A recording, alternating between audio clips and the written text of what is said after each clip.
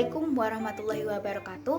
Perkenalkan, nama saya Eva D. Amalia dari kelas 10 IPS 3 nomor absen 15. Kali ini saya ingin mempresentasikan wirausahawan inspiratif menurut saya. Pasti tidak asing kan dengan Alfamart? Ya, minimarket ini sudah tersebar di mana-mana. Pendiri dari Alfamart adalah Bapak Djoko Susanto. Beliau hanya berpendidikan sampai kelas 1 SD, tetapi pendidikan bukan menjadi penghalang beliau untuk tetap terus belajar dan menjadi sukses. Saya akan menyampaikan sedikit kisah perjalanan Bapak Djoko Susanto hingga menjadi sukses. Pada usia 17 tahun, beliau sudah membantu usaha keluarganya, yaitu menjaga kios yang menjual berbagai kebutuhan rumah tangga bernama Sumber Bahagia. Kios ini terletak di Pasar Arjuna, Jakarta dan bisa dikatakan cukup sukses. Namun pada tahun 1976, Pasar Arjuna mengalami kebakaran hingga melahap 80-90% kios Djoko Susanto. Beliau bangkit dalam keterpurukan dalam waktu yang cukup singkat dan mengembangkan inovasi baru, yaitu berjualan rokok. Karena rokok menurutnya barang yang selalu laku dan memiliki banyak peminat. Kepiawaiannya dalam berbisnis rokok membuatnya dapat bekerja sama dengan Putra Sampurna pada 1985. Berkat bakatnya, membuat Sampurna naik menjadi peringkat kedua setelah Gudang Garam dan alasan beliau mendapat julukan Dewa Rokok. Kerjasama ini membuatnya dapat mendirikan PT Sumber Alvaria Trijaya Tbk di tahun 1989 yang berhasil mendirikan toko pertama kali, yaitu Alfa Toko Gudang Kerabat.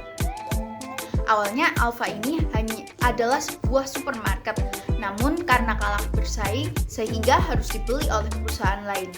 Tapi Alfa tetap bertahan di skala yang kecil hingga terbentuk Alfa Minimart tahun 1994. Pada tahun 2005, 70% saham Alfa Minimart yang dimiliki Putra Sampurna dijual ke perusahaan asing, yaitu Philip Morris International. Ternyata perusahaan tersebut tidak tertarik dengan bisnis retail hingga saham dijual oleh Djoko Susanto dan investor bernama Northstar. Bisnis ini mengalami perkembangan hingga tahun 2013 dan sehingga Bapak Djoko Susanto dapat membeli saham Northstar tersebut. Kini di bawah pengelolaan PT Sumber Alvaria Trijaya Tbk, mereka dapat menjalankan 16.000 toko di bawah beberapa merek seperti Alfamart, Alfa Express, Alfa Midi, dan juga Lawson. Dilansir dari data Forbes, total kekayaan Djoko Susanto mencapai 3,8 triliun rupiah dan masuk ke jajaran 10 orang terkaya di Indonesia. Pelajaran yang bisa kita petik dari kisah perjalanan ini adalah ketekunan dan sikap pantang menyerah. Ketekunan dan sikap pantang menyerahnya membuktikan bahwa dia tahan uji hingga menghasilkan harapan dan inovasi yang baru. Tips menjadi wirausahawan sukses menurut saya yaitu yang pertama, kerja keras dan tekun. Terdengar mudah, namun untuk bisa tekun dalam menjalankan bisnis amatlah susah. Yang kedua, berani menantang diri sendiri. Seorang wirausaha harus siap menghadapi tantangan baik dalam dirinya sendiri maupun di lingkungannya. Yang ketiga, lakukan karena passion. Banyak yang bermula dari hobi, kini menjadi tempat usahanya. Inilah karena semua yang dilakukan berdasarkan kesenangan akan terasa lebih ringan dan bisa menjadi sebuah cara yang tepat untuk memulai bisnis.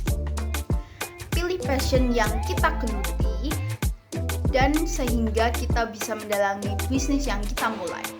Dengan passion tersebut, tidak akan pernah lelah untuk bekerja berjam-jam dan masih bersemangat untuk mendapatkan ide-ide bisnis kreatif yang tidak pernah Anda bayangkan sebelumnya. 4. Berani mengambil resiko. Harus berani mengambil resiko sehingga berkeinginan untuk mendapatkan hal-hal baru di dalam hidupnya. Mengambil keputusan dengan mempertimbangkan resiko kecil dari pilihannya adalah hal yang perlu dibiasakan dan ini merupakan salah satu cara menjadi pengusaha sukses.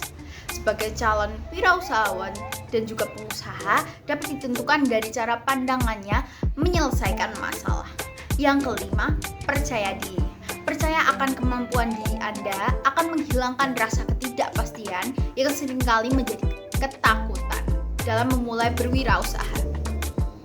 Ingat, harus yakin dengan kemampuan dan pengalaman serta ilmu yang Anda miliki. Yang keenam, jujur. Jujur dengan diri sendiri, dengan orang lain, dan lingkungan. Itu yang terpenting. Baik, ini yang dapat saya sampaikan. Kurang lebihnya mohon maaf. Wassalamualaikum warahmatullahi wabarakatuh.